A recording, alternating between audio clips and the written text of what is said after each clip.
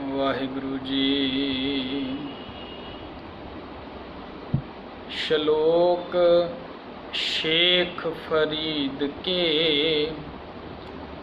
एक ओंकार सतगुर प्रसाद, जेत दिहाड़े धनवरी, साहे लय लिखाए। मलक जे कन्नी सुनींदा, मोह दिखाले आए। जिंद निमाणी कड्डी है, हड्डा कू कड़काए। साहे लिखे ना चलनी, जिंदू को समझाए। जिंद वोटी मरण वर, ले जासी परनाए। आपन हथी जोल कै गल लगे है थाए। वालों निकी पुरसलात, कन्नी ना सुनी आए। फरीदा किड़ी पवंदई,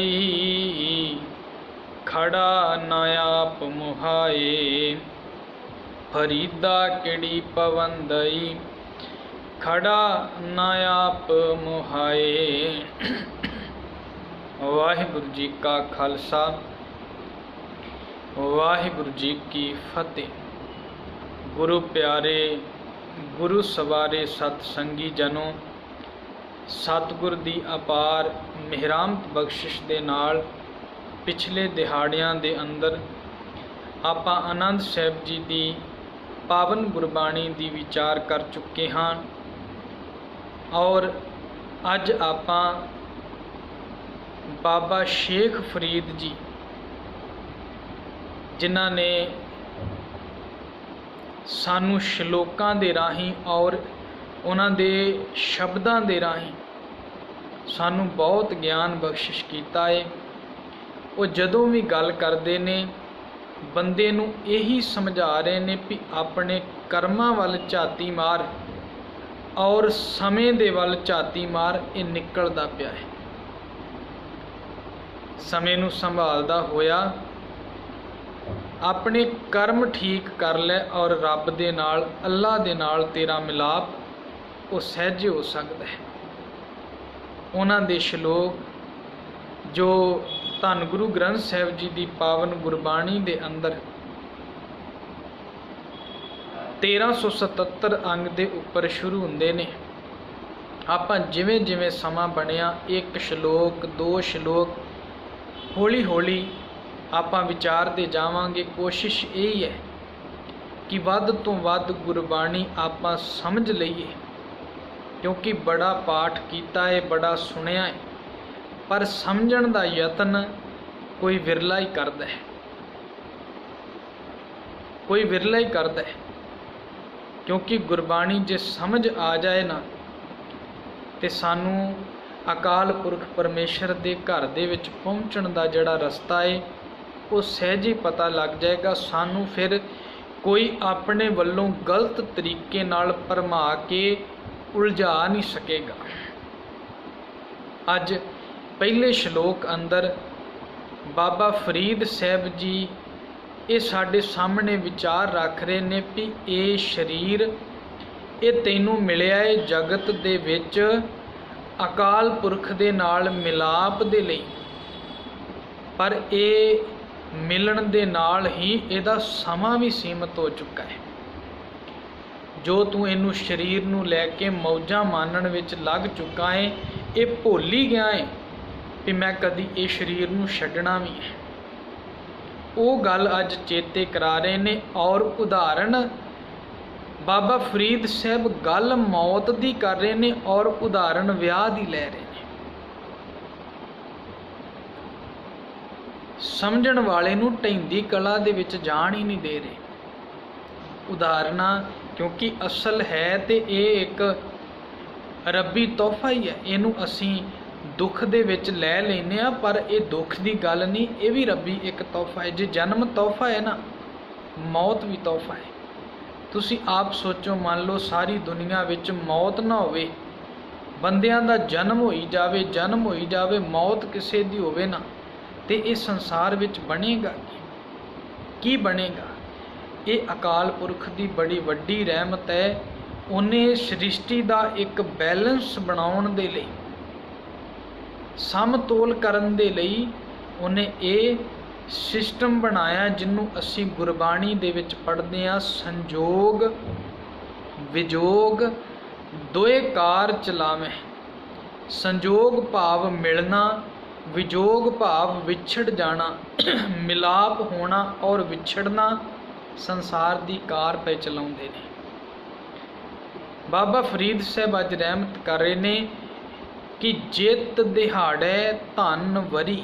ਧਨ ਦਾ ਭਾਵ ਹੈ ਇਸਤਰੀ, ਜਿਹਨੂੰ ਗੁਰਬਾਣੀ ਵਿੱਚ ਆਪਾਂ ਆਤਮਾ ਰੂਪ ਨੂੰ ਜੀਵ ਇਸਤਰੀ ਵਿੱਚ ਲੈਂਦੇ ਹਾਂ।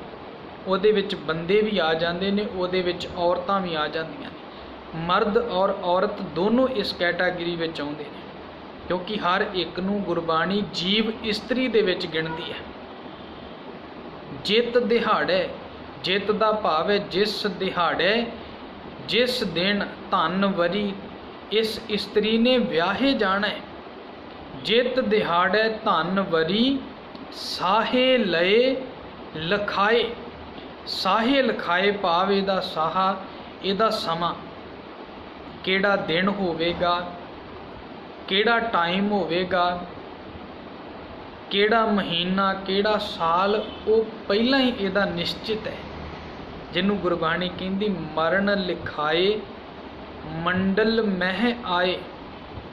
ਆਪਣੀ ਮੌਤ ਦਾ ਸਮਾਂ ਲਿਖਾ ਕੇ ਬੰਦਾ ਆਇਆ। ਮੌਤ ਪਹਿਲਾਂ ਲਿਖੀ ਗਈ ਹੈ, ਪਹਿਲਾਂ ਤੈਅ ਹੈ, ਔਰ ਜਨਮ ਦੇ ਵਿੱਚ ਇੱਥੇ ਆਉਣਾ ਉਹਦਾ ਬਾਅਦ ਵਿੱਚ ਹੈ। ਜਿਹਨੂੰ ਅਸੀਂ ਕਈ ਵਾਰ ਇਹ ਸ਼ਬਦ ਪੜ੍ਹਦੇ ਹਾਂ, ਜਿਹਾ ਚੀਰੀ ਲਿਖਿਆ ਤੇਹਾ ਹੁਕਮ ਕਮਾਹੀ, ਕੱਲੇ ਆਵਹਿ ਨਾਨਕਾ ਸੱਦੇ ਉੱਠੀ ਜਾਏ। ਜਦੋਂ ਭੇਜਦਾ ਉਦੋਂ ਆਉਨੇ ਆ, ਜਦੋਂ ਬੁਲਾ ਲੈਂਦਾ ਉਦੋਂ ਤੁਰ ਜਾਂਦੇ ਆ। ਬਾਬਾ ਫਰੀਦ ਸਾਹਿਬ ਕਹਿਣ ਲੱਗੇ ਜਿਸ ਦਿਨ ਇਸ ਜੀਵ ਇਸਤਰੀ ਨੇ ਵਿਆਹੇ ਜਾਣਾ ਹੈ, ਉਹ ਦਿਨ ਪਹਿਲਾਂ ਹੀ ਇਹਦਾ ਲਿਖਿਆ ਹੋਇਆ, ਉਹ ਨਿਸ਼ਚਿਤ ਹੈ, ਉਹ ਸਮਾਂ ਇਹਦਾ ਮੁਕਰਰ ਹੈ। ਭਾਵ ਜਿੱਦਣ ਇਹਦੀ ਮੌਤ ਹੋਣੀ ਹੈ, ਜਿਸ ਦਿਨ ਇਹਨੇ ਸਰੀਰ ਛੱਡਣਾ, ਉਹ ਦਿਨ ਮੁਕਰਰ ਹੈ। ਮਲਕ ਜੇ ਕੰਨੀ ਸੁਣੀਦਾ, ਮਲਕ ਭਾਵ ਮੌਤ, ਜਿਹਨੂੰ ਇਸਲਾਮ ਦੇ ਵਿੱਚ ਮੌਤ ਦਾ ਫਰਿਸ਼ਤਾ ਕਿਹਾ ਜਾਂਦਾ ਹੈ, ਮਲਕਲ। ਕਿਉਂਕਿ ਬਾਬਾ ਫਰੀਦ ਸਾਹਿਬ ਇਸਲਾਮ ਦੇ ਨਾਲ ਸੰਬੰਧਿਤ ਨੇ, ਇਸ ਕਰਕੇ ਉਹ ਉਦਾਹਰਨਾਂ ਵੀ ਉਹੀ ਦੇ ਰਹੇ ਨੇ। ਆਪਣੇ ਕਈ ਹਿੰਦੂ ਵੀਰ ਧਰਮਰਾਜ ਆਦਿਕ ਦੀਆਂ ਗੱਲਾਂ ਕਰਦੇ ਨੇ। ਇਸਲਾਮ ਵਿੱਚ ਮਲਕਲ, ਅਜ਼ਰਾਈਲ ਆਦਿਕ ਇਹ ਫਰਿਸ਼ਤਿਆਂ ਦੇ ਨਾਮ ਲੈਂਦੇ ਨੇ ਵੀ ਇਹ ਮੌਤ ਦਾ ਫਰਿਸ਼ਤਾ ਹੈ। ਬਾਬਾ ਜੀ ਕਹਿ ਰਹੇ ਨੇ ਕਦੀ ਸੁਣੀਦਾ ਸੀ ਵੀ ਫਲਾਣੇ ਦੇ ਘਰ ਮੌਤ ਹੋ ਗਈ ਹੈ, ਫਲਾਣੇ ਦੇ ਘਰ ਮੌਤ ਹੋ ਗਈ ਹੈ, ਅੱਜ ਸਾਡਾ ਦੋਸਤ ਚੜ੍ਹਾਈ ਕਰ ਗਿਆ ਹੈ, ਅੱਜ ਸਾਡਾ ਮਿੱਤਰ ਚਲਾ ਗਿਆ ਹੈ, ਅੱਜ ਸਾਡਾ ਰਿਸ਼ਤੇਦਾਰ ਚਲਾ ਗਿਆ। ਇਹ ਗੱਲਾਂ ਕੰਨਾਂ ਦੇ ਨਾਲ ਸੁਣੀਦੀਆਂ ਸੀ ਤੇ ਮਨ ਵਿੱਚ ਆਉਂਦਾ ਸੀ ਵੀ ਆਪਾਂ ਵੀ ਜਾਣਾ ਹੈ, ਸਾਡਾ ਵੀ ਦਿਨ ਆਵੇਗਾ, ਅਸੀਂ ਵੀ ਚਲੇ ਜਾਵਾਂਗੇ, ਅਸੀਂ ਵੀ ਦੁਨੀਆ ਤੇ ਰਹਾਂਗੇ ਨਹੀਂ। ਬਾਬਾ ਜੀ ਕਹਿੰਦੇ ਹੋਇਆ ਕੀ ਹੈ, ਜਿਹੜੀਆਂ ਗੱਲਾਂ ਕਦੀ ਕੰਨਾਂ ਨਾਲ ਸੁਣੀਆਂ ਸੀ, ਇੱਕ ਦਿਨ ਸਮਾਂ ਆਵੇਗਾ, ਮੌਤ ਆਵੇਗੀ, ਇਸ ਜਹਾਨ ਨੂੰ, ਦੁਨੀਆ ਨੂੰ ਛੱਡ ਕੇ ਜਾਣਾ ਹੈ। ਮਲਕ ਭਾਵ ਮੌਤ ਦੀਆਂ, ਮੌਤ ਦੇ ਫਰਿਸ਼ਤੇ ਦੀਆਂ ਗੱਲਾਂ ਜੇ ਕੰਨੀ ਸੁਣੀਦਾ, ਜਿਹੜੀਆਂ ਕੰਨਾਂ ਨਾਲ ਸੁਣੀਦੀਆਂ ਸੀ, ਹੋਇਆ ਕੀ ਹੈ, ਮੂੰਹ ਦਿਖਾਲੇ ਆਏ। ਉਹ ਜਦੋਂ ਸਮਾਂ ਆਉਂਦਾ ਆਪ ਮੂੰਹ ਦਿਖਾਉਂਦਾ ਆ ਕੇ, ਭਾਵ ਉਦੋਂ ਸਾਨੂੰ ਵੀ ਲੈਣ ਮੌਤ ਲੈਣ ਆ ਜਾਂਦੀ ਹੈ, ਭਾਵ ਸਾਡੀ ਵੀ ਵਾਰੀ ਆ ਜਾਂਦੀ ਹੈ। ਜਿਹੜੀਆਂ ਵਾਰੀਆਂ ਕਦੀ ਦੋਸਤਾਂ, ਮਿੱਤਰਾਂ, ਰਿਸ਼ਤੇਦਾਰ, ਸਕੇ ਸੰਬੰਧੀ ਦੀਆਂ ਸੁਣੀ ਦੀਆਂ ਸੀ, ਉਹ ਸਮਾਂ ਫਿਰ ਜੀਵ ਇਸਤਰੀ ਤੇ ਆ ਜਾਂਦਾ। ਮਲਕ ਜੇ ਕੰਨੀ ਸੁਣੀਦਾ, ਮੂੰਹ ਦਿਖਾਲੇ ਆਏ। ਹੁੰਦਾ ਕੀ ਹੈ, ਜਿੰਦ ਨਿਮਾਣੀ ਕੱਢੀਏ, ਹੱਡਾਂ ਕੂ ਕੜਕਾਏ। ਨਿਮਾਣੀ ਜਿੰਦ ਭਾਵ ਇਸ ਸਰੀਰ ਦੇ ਵਿੱਚੋਂ ਪ੍ਰਾਣ ਉਹ ਮੌਤ ਦਾ ਫਰਿਸ਼ਤਾ ਕੱਢ ਕੇ ਲੈ ਕੇ ਜਾਂਦਾ ਹੈ।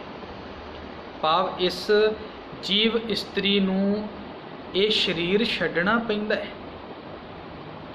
ਜਿਹੜੀ ਸਵਾਰੀ ਇਹਨੂੰ ਮਿਲੀ ਸੀ ਉਹ ਛੱਡਣੀ ਪੈਂਦੀ ਹੈ। ਉਹ ਬਹਾਨਾ ਮਾਲਕ ਕੋਈ ਵੀ ਬਣਾ ਲੈਂਦਾ ਹੈ। ਬੰਦਾ ਨਹੀਂ ਵੀ ਛੱਡਣਾ ਚਾਹੇ ਉਹ ਤਾਂ ਵੀ ਇਹ ਸਰੀਰ ਵਿੱਚੋਂ ਪ੍ਰਾਣ ਕੱਢ ਕੇ ਲੈ ਜਾਂਦਾ ਹੈ। ਹੱਡਾਂ ਕੂਹ ਕੜਕਾਏ ਭਾਵ ਕਿਸੇ ਨੂੰ ਰੋਗ ਲੱਗ ਜਾਂਦਾ ਹੈ, ਕਿਸੇ ਦਾ ਐਕਸੀਡੈਂਟ ਹੋ ਜਾਂਦਾ ਹੈ, ਕੁਝ ਵੀ ਬਹਾਨਾ ਬਣ ਕੇ ਇਹ ਜਹਾਨ ਨੂੰ ਉਹਨੂੰ ਛੱਡਣਾ ਪੈ ਜਾਂਦਾ ਹੈ। ਸਾਹੇ ਲਿਖੇ ਨਾ ਚੱਲਣੀ ਜਿੰਦੂ ਕੂ ਸਮਝਾਏ। ਬਾਬਾ ਜੀ ਕਹਿਣ ਲੱਗੇ ਆਪਣੀ ਜਿੰਦ ਨੂੰ, ਅੰਦਰ ਵਾਲੇ ਮਨ ਨੂੰ ਇਹ ਗੱਲ ਸਮਝ ਲੈਣੀ ਚਾਹੀਦੀ ਹੈ ਕਿ ਇਹ ਸਾਹਾ, ਇਹ ਸਮਾਂ ਕਦੀ ਟਲਦਾ ਨਹੀਂ ਹੈ। ਇਹ ਕਦੀ ਨਹੀਂ ਟਲਦਾ। ਜਿਹੜਾ ਨਿਸ਼ਚਿਤ ਹੈ ਉਹਨੇ ਆਉਣਾ। ਇਹਨੂੰ ਗੁਰੂ ਅਮਰਦਾਸ ਸਾਹਿਬ ਜੀ ਜਦੋਂ ਉਹਨਾਂ ਦੇ ਰਾਹੀਂ ਬੋਲੇ ਬਚਨ ਬਾਬਾ ਸੁੰਦਰ ਜੀ ਰਾਮਕਲੀ ਸੱਧ ਦੇ ਅੰਦਰ ਅੰਕਿਤ ਕਰਦੇ ਨੇ। ਇਹ ਬਾਣੀ ਤੁਸੀਂ ਦਰਸ਼ਨ ਕੀਤੇ ਹੋਣਗੇ। ਜਦੋਂ ਅਸੀਂ ਆਨੰਦ ਸਾਹਿਬ ਦੀ ਬਾਣੀ ਪੜ੍ਹਦੇ ਹਾਂ 917 ਅੰਕ ਦੇ ਉੱਪਰ ਔਰ 22 ਦੇ ਅੰਕ ਦੇ ਉੱਪਰ ਇਹ ਰਾਮਕਲੀ ਜੋ ਆਨੰਦ ਸਾਹਿਬ ਦੀ ਬਾਣੀ ਸਮਾਪਤ ਹੁੰਦੀ ਹੈ। ਇਹਦੇ ਤੋਂ ਬਾਅਦ ਹੀ 923 ਅੰਕ ਦੇ ਉੱਪਰ ਰਾਮਕਲੀ ਰਾਗ ਅੰਦਰ ਸੱਧ ਬਾਣੀ ਹੈ। ਉਹਦੇ ਵਿੱਚ ਵੀ ਗੁਰੂ ਅਮਰਦਾਸ ਆਪਣੇ ਧੀਆਂ ਨੂੰ, ਆਪਣੇ ਪੁੱਤਰਾਂ ਨੂੰ, ਸਕੇ ਸੰਬੰਧੀ ਸਿੱਖਾਂ ਨੂੰ ਇਹੀ ਗੱਲ ਸਮਝਾਉਂਦੇ ਨੇ। ਆਪਣੇ ਅਖੀਰ ਵੇਲੇ ਜਦੋਂ ਉਹ ਇਹ ਸੰਸਾਰ ਨੂੰ ਛੱਡਣ ਲੱਗਦੇ ਨੇ, ਆਪਣੇ ਧੀਆਂ ਪੁੱਤਰਾਂ ਨੂੰ ਆਵਾਜ਼ ਮਾਰ ਕੇ ਗੱਲ ਕਹਿੰਦੇ ਨੇ ਵੀ ਤੁਸੀਂ ਰੋਣਾ ਨਹੀਂ, ਵਿਰਲਾਪ ਨਹੀਂ ਕਰਨਾ, ਕਿਉਂਕਿ ਇਹ ਜਿਹੜਾ ਸਮਾਂ ਇੱਕ ਵਾਰ ਨਿਸ਼ਚਿਤ ਹੈ, ਇਹਨੂੰ ਕੋਈ ਬਦਲ ਨਹੀਂ ਸਕਦਾ। ਉੱਥੇ ਬਚਨ ਕਰਦੇ ਨੇ ਧੁਰ ਲਿਖਿਆ ਪਰਵਾਣਾ ਫਿਰੈ ਨਾਹੀ।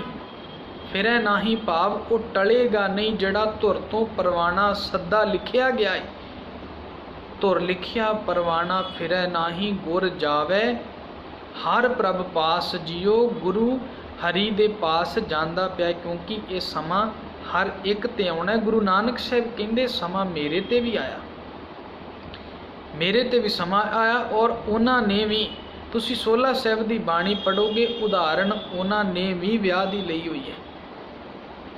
ਕਈ ਵਾਰ ਸ਼ਬਦ ਪੜ੍ਹਿਆ ਹੋਵੇਗਾ ਸੰਬਤ ਸਾਹਾ ਲਿਖਿਆ।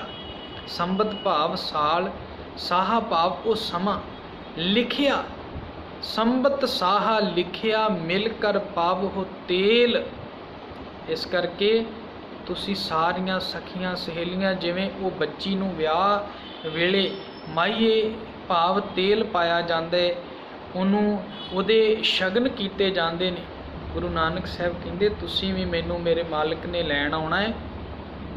ਸਮਾਂ ਨਿਸ਼ਚਿਤ ਹੈ, ਇਹ ਨਹੀਂ ਟਲ ਸਕਦਾ। ਇਸ ਕਰਕੇ ਤੁਸੀਂ ਕੀ ਕਰੋ, ਮੈਨੂੰ ਅਸੀਸਾਂ ਦਿਓ। ਕਿਹੜੀਆਂ ਅਸੀਸਾਂ ਦਿਓ? ਅਸੀਸਾਂ ਦਾ ਤੇਲ ਪਾਵੋ ਕਿ ਮੇਰਾ ਮਾਲਕ ਦੇ ਨਾਲ ਮਿਲਾਪ ਹੋ ਜਾਏ। ਜਾਣਾ ਤੇ ਸਾਰਿਆਂ ਨੇ, ਜਾਣਾ ਸਾਰਿਆਂ ਨੇ। ਫਰਕ ਇੱਥੇ ਪੈਣਾ ਕਰਮੀ ਆਪੋ ਆਪਣੀ ਕੇ ਨੇੜੇ ਕੇ ਦੂਰ। ਕੋਈ ਆਪਣੇ ਕਰਮਾਂ ਦੇ ਨਾਲ ਅਕਾਲ ਪੁਰਖ ਦੇ ਨੇੜੇ ਹੋ ਜਾਵੇਗਾ ਅਤੇ ਕੋਈ ਉਹਦੇ ਤੋਂ ਦੂਰ ਹੋ ਜਾਵੇਗਾ। ਫਰਕ ਇਹਨਾਂ ਪੈਣਾ। ਇਸ ਕਰਕੇ ਤੁਸੀਂ ਮੈਨੂੰ ਇਹ ਅਸੀਸਾਂ ਦਿਓ, ਮੇਰੇ ਕਰਮ ਇਹੋ ਜਿਹੇ ਹੋਣ, ਮੇਰੇ ਮਾਲਕ ਨੂੰ ਚੰਗੇ ਲੱਗ ਜਾਣ ਔਰ ਉਹ ਚੰਗੇ ਲੱਗਣ ਦੇ ਨਾਲ ਮੇਰਾ ਮਿਲਾਪ ਉਹਦੇ ਨਾਲ ਹੋ ਜਾਏ। ਦੇਹੋ ਸੱਜਣ ਅਸੀਸੜੀਆਂ ਜਿਉ ਹੋਵੇ ਸਾਹਿਬ ਸਿਉ ਮੇਲ। ਕਿਉਂਕਿ ਗੁਰੂ ਨਾਨਕ ਸਾਹਿਬ ਕਹਿੰਦੇ ਘਰ ਘਰ ਇਹੋ ਪਹੁੰਚਾ। ਪਹੁੰਚਾ ਭਾਵ ਸਾਹੇ ਚਿੱਠੀ, ਜਿਹਦੇ ਵਿੱਚ ਲਿਖਿਆ ਹੁੰਦਾ ਹੈ ਇੰਨੀ ਤਰੀਕ ਨੂੰ ਬਰਾਤ ਆਵੇਗੀ, ਇੰਨੇ ਵਜੇ ਵਿਆਹ ਹੋਵੇਗਾ। ਸਾਰਾ ਉਹਦੇ ਵਿੱਚ ਪ੍ਰੋਗਰਾਮ ਲਿਖਿਆ ਹੁੰਦਾ ਹੈ ਵਿਆਹ ਵਾਲੇ ਦਿਨ। ਉਵੇਂ ਗੁਰੂ ਸਾਹਿਬ ਕਹਿੰਦੇ ਹਰ ਘਰ ਦੇ ਵਿੱਚ ਇਹ ਸੱਦੇ ਦੀ ਚਿੱਠੀ ਆ ਰਹੀ ਹੈ। ਜਿੰਨਾ ਜਿੰਨਾ ਸਮਾਂ ਕਿਸੇ ਨੂੰ ਮਿਲਿਆ ਉਹਨਾਂ ਸਮਾਂ ਇਸ ਪੇਕੇ ਘਰ ਦੇ ਵਿੱਚ ਗੁਜ਼ਾਰ ਰਿਹਾ ਹੈ ਜੀਵ, ਔਰ ਫਿਰ ਇਹਨੂੰ ਛੱਡ ਕੇ ਜਾ ਰਿਹਾ ਹੈ। ਘਰ ਘਰ ਇਹੋ ਪਹੁੰਚਾ ਸੱਦੜੇ ਨਿਤ ਪਵਨ। ਕਰਨਾ ਕੀ ਚਾਹੀਦਾ? ਰੋਣਾ ਚਾਹੀਦਾ। ਗੁਰੂ ਸਾਹਿਬ ਕਹਿੰਦੇ ਰੋਣਾ ਨਹੀਂ ਚਾਹੀਦਾ। ਕੀ ਕਰਨਾ ਚਾਹੀਦਾ? ਸੱਦਣ ਹਾਰਾ ਸਿਮਰੀਏ। ਉਸ ਸੱਦਣ ਵਾਲੇ ਨੂੰ ਸਿਮਰੋ, ਕਿਉਂਕਿ ਜਾਣਾ ਤੈਨੂੰ ਪੈਣਾ ਹੀ ਹੈ। ਰੋ ਕੇ ਚਲਾ ਜਾ, ਹੱਸ ਕੇ ਚਲਾ ਜਾ। ਇਸ ਕਰਕੇ ਜਿੰਨਾ ਸਮਾਂ ਤੇਰੇ ਕੋਲ ਹੈ ਕਿਉਂ ਨਾ ਉਸ ਸਮੇਂ ਨੂੰ ਤੂੰ ਸਫਲ ਕਰ ਲੈ। ਸਾਹੇ ਲਿਖੇ ਨਾ ਚੱਲਣੀ। ਸਾਹਾ ਲਿਖਿਆ ਕਦੀ ਨਹੀਂ ਚੱਲੇਗਾ, ਭਾਵ ਟਲ ਨਹੀਂ ਸਕੇਗਾ। जे कोई कहे मैं पैसे नाल, अपनी जोर दे नाल, अजमाइश दे नाल, अपनी ताकत, रुतबा, पदवी वरत के मैं इनू इथों मरण तो बचा लाँगा, गुरु साहब कहते नहीं, साहे लिखे ना चलनी, जिंदू कू समझाए जिंद वोटी, मरण वार लै जासी परनाए। जिंद इउं होनी है, जीव आत्मा जिवें वोटी होवे, भाव पत्नी होवे, ते मौत दा फरिश्ता इनू विआह के लै जाएगा।